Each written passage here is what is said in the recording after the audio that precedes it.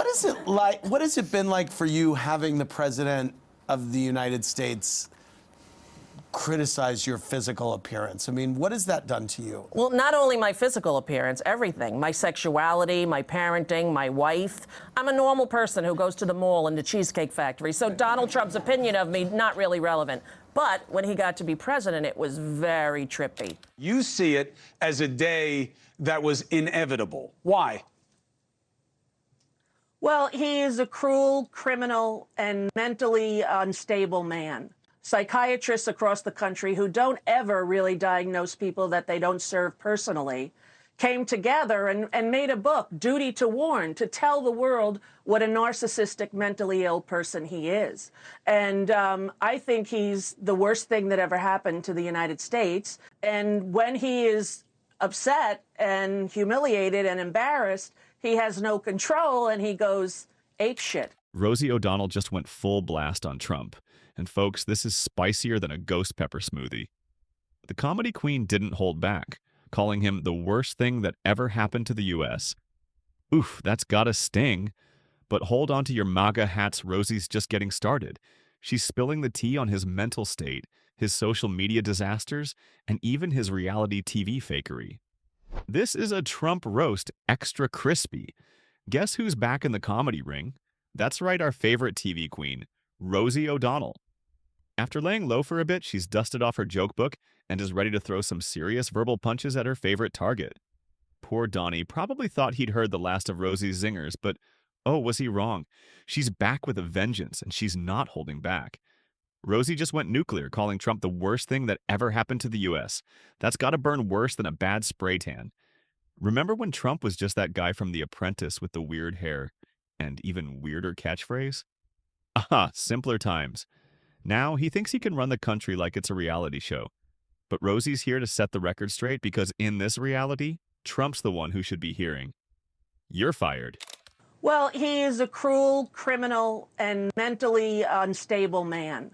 And I think that's a sin because what's happening now is democracy is on trial. Rosie's got Mr. Jokes than Trump has failed businesses, and she's firing them off faster than he can tweet fake news. It's like she's been saving up all these zingers during her time away, and now the floodgates have burst wide open.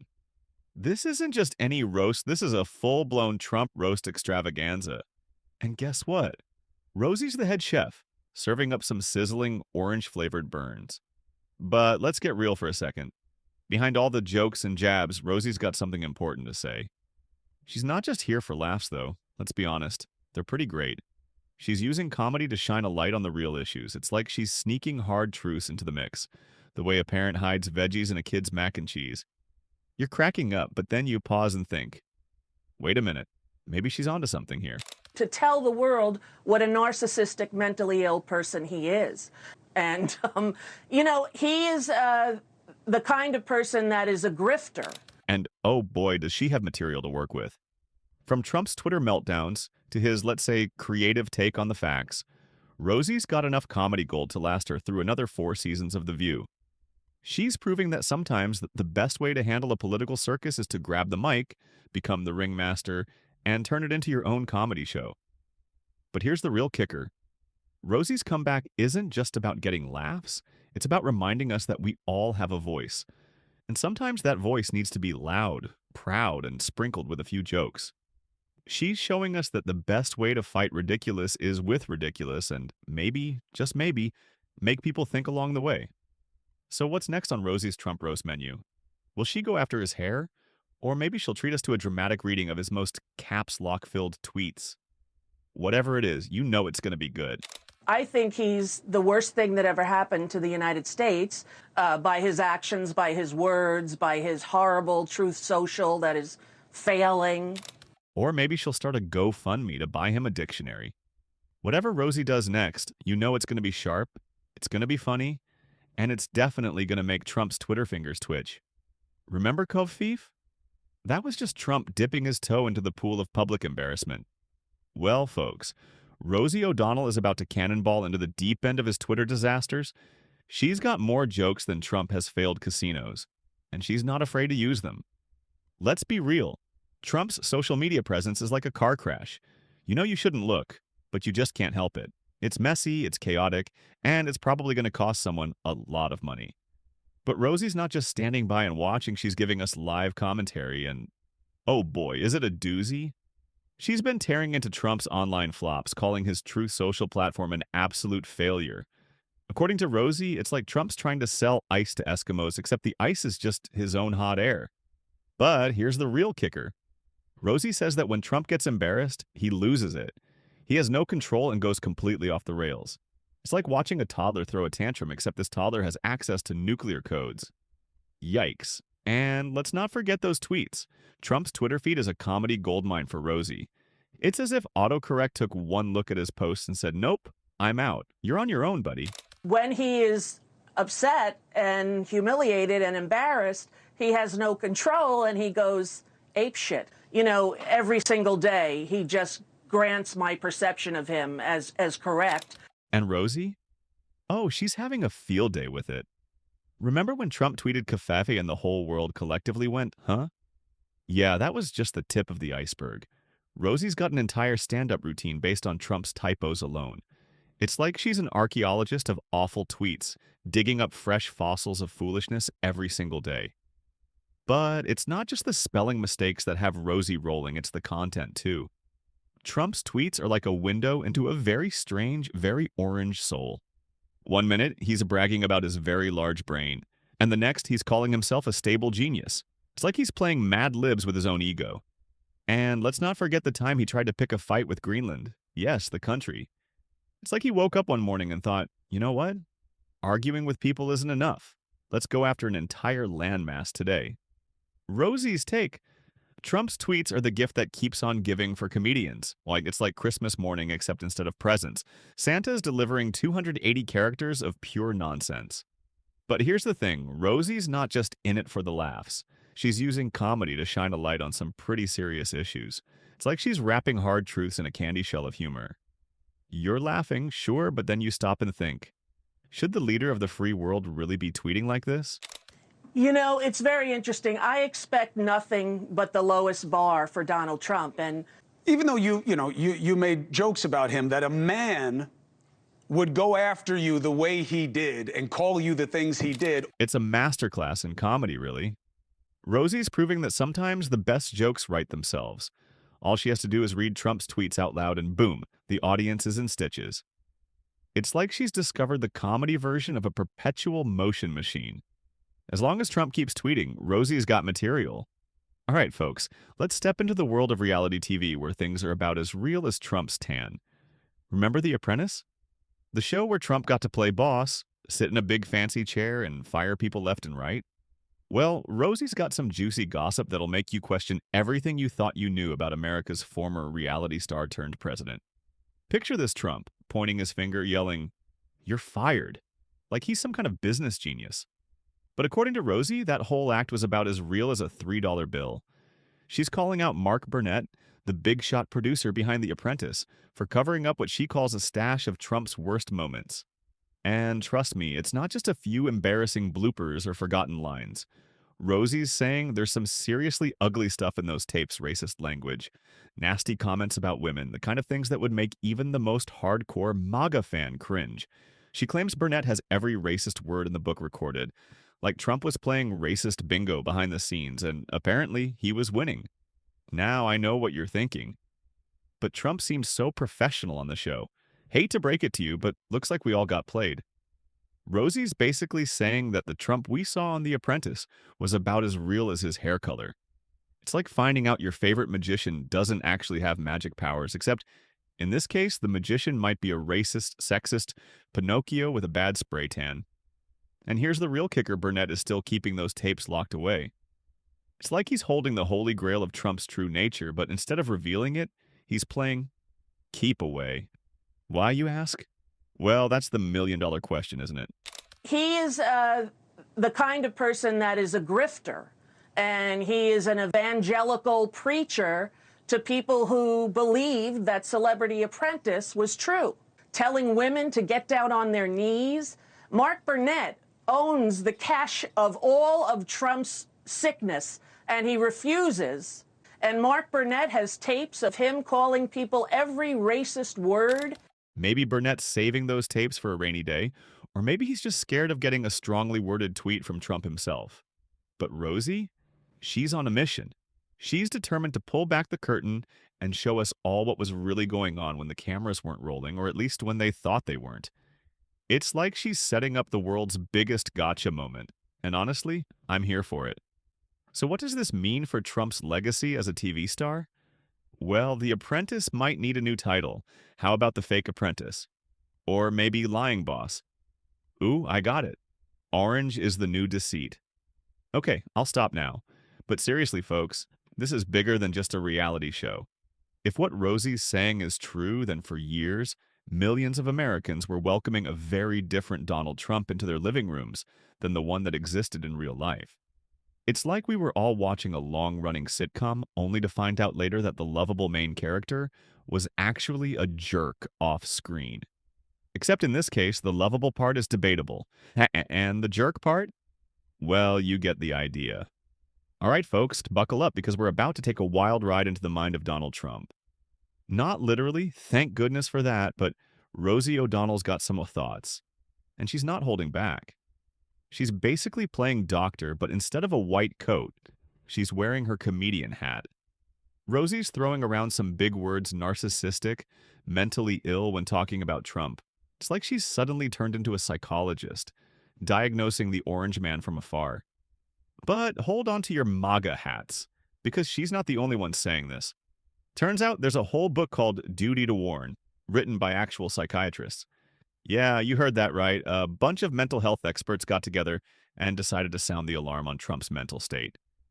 Now, normally these professionals don't go around diagnosing people they haven't met.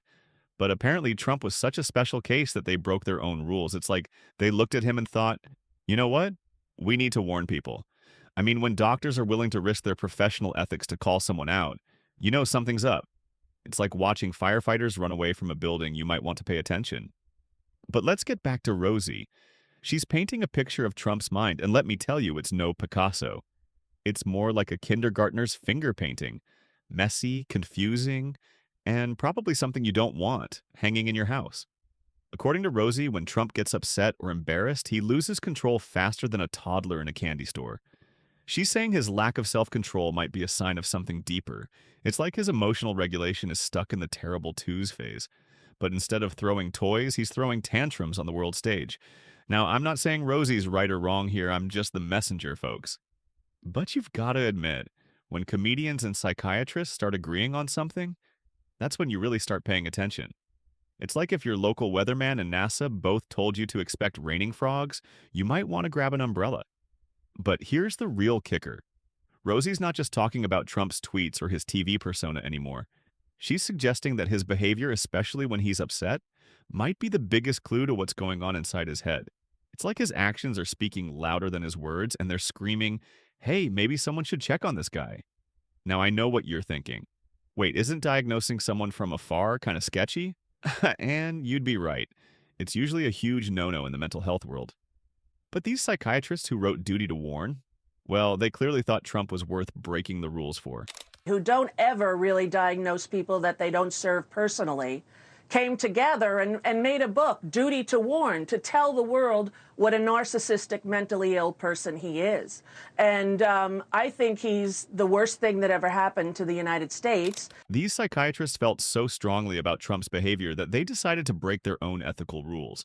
It's like watching a bunch of librarians suddenly start a mosh pit, you know, something serious is going down. And Rosie? She's basically saying, look, I'm not a doctor, but these actual doctors are saying some pretty wild stuff. It's like she's the messenger, delivering a diagnosis wrapped in a joke and served with a side of political commentary. But let's be real for a second. Whether you're Team Rosie or Team Trump, this whole situation is wild. We've got comedians playing psychiatrists, psychiatrists breaking their own rules, and a former president who, well, let's just say he keeps things interesting. Speaking of interesting, you know what's really crazy? The way a feud between a comedian and a future president managed to tear apart one of America's most beloved daytime talk shows. Yep, we're talking about The View, folks. And let me tell you, this drama was juicier than a ripe peach on a hot summer day. So picture this Rosie O'Donnell, the queen of comebacks, thought she had a solid ally in Barbara Walters. Trump was watching that day in Trump Tower. Somebody told him. He phoned into ABC threatening to sue the network. Rosie O'Donnell wanted to come on. She's a friend, actress, activist, and has perspective on where we are right now and how we got here. I mean, Barbara Walters is basically the godmother of daytime TV, right? You'd think she'd have Rosie's back. But nope, turns out Babs was playing both sides faster than Trump flips his stance on Twitter. Rosie felt completely betrayed. Can you imagine? It's like finding out your best friend has been secretly hanging out with your worst enemy. Talk about daytime drama. So, now I'm laughing, right? But Barbara Walters wasn't laughing, okay? A new book says Rosie felt so betrayed by Walters that it prompted her to quit the show just a few months later. This whole situation was like a soap opera, but with more pantsuits and less amnesia. And here's the kicker. Barbara Walters, the woman who's interviewed everyone from Fidel Castro to Beyoncé, actually called up Trump to play peacemaker. Yeah, you heard that right. Barbara. I've seen it all. Walters thought she could calm things down with the human equivalent of a bull in a china shop. Donald Trump represented something that was very important to Barbara, okay? Titan that she was, and her legacy should be long and strong. He had social standing in New York City. Spoiler alert, it didn't go well. Rosie saw this as Barbara not having her back, and honestly, can you blame her? It's like your mom inviting the school bully over for cookies right after he gave you a wedgie. Not cool, Babs. Not cool. But wait, it gets better. When Rosie confronted Barbara about the betrayal, Barbara went full mean girl and basically called her a liar. She denied ever saying she'd get Rosie fired. It was like high school drama all over again, just with more wrinkles and a bigger budget for gossip. The whole situation was messier than Trump's comb-over in a windstorm. Rosie believed Barbara was playing both sides, trying to keep the peace and the ratings. But in the cutthroat world of daytime TV, there's no such thing as neutrality. You're either Team Rosie or Team Trump, and poor Barbara was doing the splits trying to stay in both camps. This wasn't just some petty argument, it turned into a full-blown power struggle that exposed just how ruthless daytime television could be. Imagine Game of Thrones, but instead of dragons, you've got coffee mugs and commercial breaks. And guess what? Just a few months later, Rosie quit The View. Coincidence? Yeah, right. It's like when your friend goes to the bathroom at a party and never comes back. We all know what really happened. And here's the kicker: Trump was threatening to sue ABC. Yep, the same guy who can't even spell Kaviv was tossing around lawsuit threats like confetti at a New Year's party. Meanwhile, poor Barbara was caught in the middle, probably wondering how she went from interviewing world leaders to babysitting a feud between a comedian and a reality TV star. It's basically Mean Girls, but with grown-ups and a guy with terrible hair. Trump is obviously Regina George, Barbara's stuck as Gretchen Wieners, and Rosie? She's Janice Ian, calling out the fakeness for what it is. And they're all fighting over who gets to sit at the cool table in the cafeteria of life. At the end of the day, Rosie's got it right sometimes. Laughter really is the best way to deal with a Trump-induced headache. She's not just cracking jokes. She's turning political chaos into comedy gold. And hey, if Trump can run for president, why not Rosie? Can you imagine that debate? It'd be a roast battle meets a political showdown. Trump's so-called very stable genius versus Rosie's razor-sharp wit. Now that's a pay-per-view event worth watching. So next time you're feeling down about politics, just remember at least you're not on the receiving end of Rosie's roast, and who knows? Maybe comedy is exactly what we need to survive these wild times. Because let's be real, if we can't laugh at the absurdity of it all, what's left?